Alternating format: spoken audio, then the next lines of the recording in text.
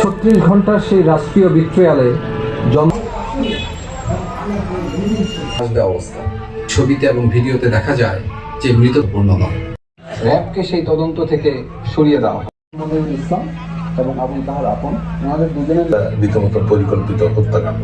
এই হত্যাকাণ্ডে জিজ্ঞাসাবাদের জন্য এবং পরবর্তীতে ওনায় ভীষণ করা হয় সেই ব্যাপারে তারা পরিকল্পনা করে। শেখ ফজলুল তাপস 2007 পূর্বে বিডিআরের একটি গ্রুপ আওয়ামী লীগের শেখ সেলিমের কথা দরবার হলে কাদেরকে চিনছে তাদের কথা আত্মবিশ্বাসী করে তুলেছিল। কারণ হচ্ছে তারা বুঝতে পেরেছিল যে বড় একটা অঘটন ঘটিয়ে তাদের থেকে ছাত্র জনতার উদ্যোগ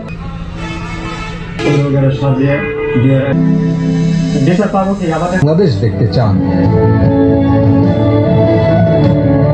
স্টকের রোগী 2 বার স্টক করছে মাঝে দেখছেন এতক্ষণ ছাড়া আমি টয়লেটে ছিলাম, আমি দোকানে গেছি, আমার দেনেই তারা জোর করে নিয়ে।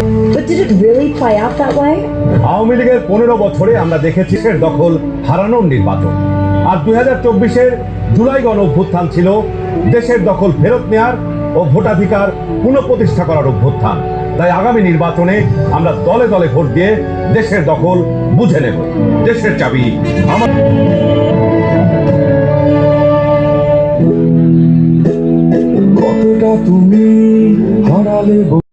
ঘটনা নয়।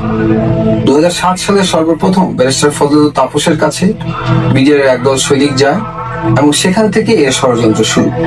পরবর্তীতে বিভিন্ন পর্যায়ে ব্যারিস্টার শেখ ফজলুল তাপস, জাহাঙ্গীর কবির নানক, মির্জা আজম, শেখ সেলিম, তেদল লিটন